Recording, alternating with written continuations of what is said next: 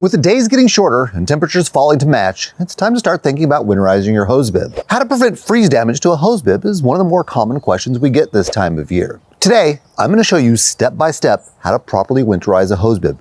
It's a much easier and faster process than most people anticipate, and it's something that should be done before the first frost, and definitely before the first freeze. All right, let's get to it. The first step is to remove any hoses, irrigation connections, or splitters you have connected. Drain them, and then store them away for winter. After you've disconnected everything, it's time to shut off water to the hose bib.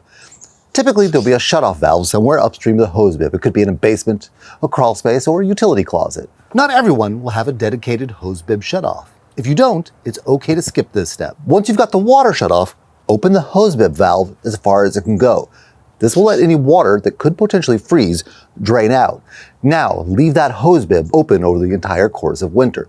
This prevents any pressure or water from building up behind it. When you shut off the water to the hose bib and open the hose bib as far as it can go, if only a little bit of water comes out, don't be too concerned. It could be experiencing a bit of a vacuum effect. Think of like when you cover a straw with your finger and then remove the straw from the cup.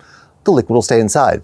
So when this happens, it's because the shutoff valve also has a bleed valve to it. Now, what you want to do is open that bleed valve. That will allow air to enter the system, thus draining the remainder of the water. If your hose bib shutoff valve is located inside, you'll want to use a bucket to capture any water that flows out of the bleed valve. It's also a good idea to leave a bucket outside under your hose bib to catch any water that may escape. That way it doesn't freeze on the ground.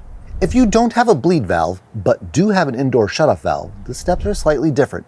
First, turn on your hose bib, and then slowly close the indoor shutoff valve while the hose bib is still running. This will help you avoid the vacuum effect and completely drain the line. The last step to winterizing a hose bib is to insulate it. Now this can be done with a sock, with a styrofoam, or with a tap jacket like the one I have here. Simply wrap the sock or tap jacket around your hose bib until it's nice and secure and has insulated your hose bib. This will prevent the hose bib from getting cold enough to potentially freeze water deeper inside. Wrap your insulator around the hose bib and secure it in place. With a sock, you can simply tie it in place. With something like the tap jacket, you can use the included Velcro straps.